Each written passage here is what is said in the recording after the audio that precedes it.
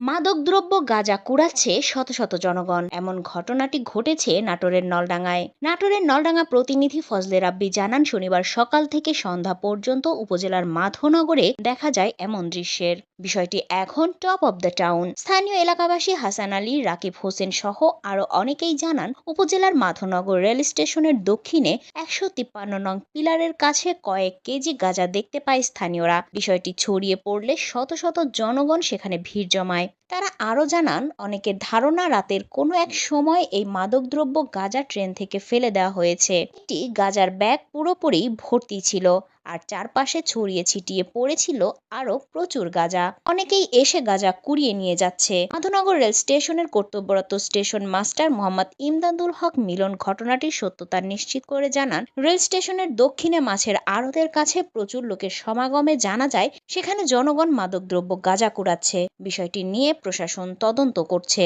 অনেকগুলা লোকজন ওখানে ঝাঁক লেগে আছে, হঠাৎ দেখি ওইখানে গাঁজা কুড়াচ্ছে সবাই। কোত্থেকে কিবা কাহারা আসে ফেলে দিচ্ছে এটা জানা নাই সঠিক। কত গাঁজা এখানে, এত পরিমাণে গাঁজা পড়ে আছে, মানে কুড়িয়ে শেষ করা যাচ্ছে না। ট্রেনের থেকে গাঁজার ব্যাগ পড়ে গেছে ২-৩ কেজি, জনগণ কুড়ায় নিচ্ছে।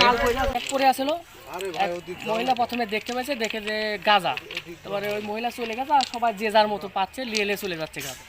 প্রায় ১০-১৫ কেজির মতো গাঁজা ছিল এখানে। মাছ বাজারের সামনে আপনার ১ নম্বর লাইনের পাশে আর কি, সাদাই বলা যায়। এখান থেকে আপনার লগে আমি ডিউটিতে আসারও প্রায় ১ ঘন্টা পরে আমি দেখলাম কিছু লোক ওখানে লাইনের পাশে আর কি, কিছু লোক ওখানে জড়বদ্ধ হয়ে আর কি যেন ঘুরতেছে আর কি। পরে আমি শুনলাম ওখানে কী হয়েছে, পরে কিছু লোক বলে ওখানে নাকি গাঁজা পাওয়া গেছে, ওখানে পড়েছিল, তাই ওগুলো ঘুরতেছে আর কি। এখন বিষয়টা প্রশাসনিক লোকজন দেখতেছে, তদন্ত করতেছে।